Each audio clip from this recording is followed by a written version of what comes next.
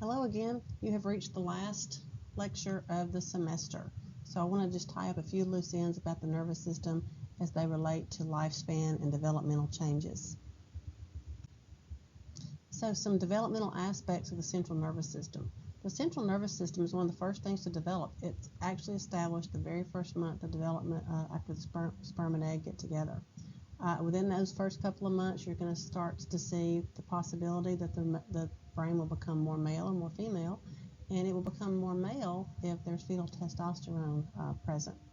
Now, because the central nervous system develops so early, it's very important for a mother to know if she's pregnant early on, because things that the mother ingests or smokes or takes as drugs, any of these things have the possibility to adversely affect the child. The development of the central nervous system. So if you're thinking you're going to get pregnant, you want to make sure you abstain from smoking and alcohol and things like that, because you could damage the child and not know you're pregnant yet. One of the things that can cause damage to the central nervous system is radiation. So that's why when you go to the dentist or anywhere they ask you about x-rays, they're asking you that, are you pregnant? Because they don't want to give you an x-ray if you're pregnant, because the radiation can harm the baby. Alcohol, drugs like opiates, even infection can harm the developing central nervous system. So if you're thinking of getting pregnant, you're just going to have to put away that glass of wine for a while and let that child's brain have a good start at life and a good chance to develop normally. Smoking also can adversely affect the development of the brain, because it will decrease the amount of oxygen in the blood, and that will potentially cause neurons to die and fetal brain damage. So if you're smoking, that can potentially cause brain damage to the fetus.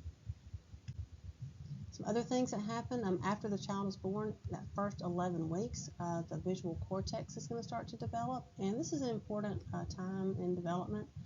In the newborn, you'll notice right after the baby is born, a lot of times they only have near vision. They don't really see far away. So you walk in the room and they don't even acknowledge your presence until you get closer, then they start to recognize you. So it takes a while for their visual cortex to start to develop. And there's actually been some studies that in that first year of life, you need to be very careful with the visual cortex. Those pathways, they need to be established early on, and if they're not established, you can actually have blindness. There's been some studies where children have maybe had a patch on their eye, or there's been some kind of deficit, the eye is not opened or it's been closed, and so that's not been stimulated, and those pathways actually don't develop. And so now the thought is, make sure that you're visually stimulating your child, bright colors and patterns and things like that to help build those visual cortex pathways early on when they're young. Also, we've already talked about this with the muscular system, that neuromuscular coordination progresses from top down and from proximal to distal. So think back, the first thing a baby does is raises its head, and then it sits, then it stands. Babies can move their arms, and then they can move their hands, and then they finally get that fine motor skills of their fingers. So your nervous system starts to coordinate in a top-down, proximal distal fashion. As you get older, there's never anything good about getting older. You will start to see some cognitive declines. But if you're otherwise healthy, moderate alcohol use, don't smoke, no diabetes, no high blood pressure, things like that, you should remain who you are with normal cognitive abilities up into your 80s. After about 80, things will start to slow down. And one of those reasons is the brain actually starts to decrease in size. Just like your muscles start to atrophy, your brain will start to atrophy as well.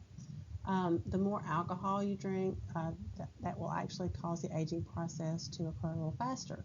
So make sure if you're going to drink in moderation, so that you don't have age-related changes due to alcohol, and which can cause senility, some kind of signs of loss of cognitive functioning. The last thing I want to do is remind you is go to your book and look in the systems connections, because you've covered skin now, bones, muscle, the nervous system.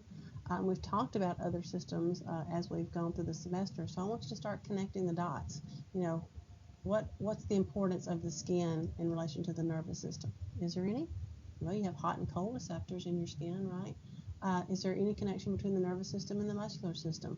Yeah, the neuromuscular junction. So start making these connections. As we get into your next semester, we're going to learn even more systems, and we want to make sure you're not learning these systems isolated. We want to start tying them together and realizing these systems work together to help you maintain homeostasis. I appreciate your attention. Thank you for choosing this class, and I wish you well on your final exam. Thank you.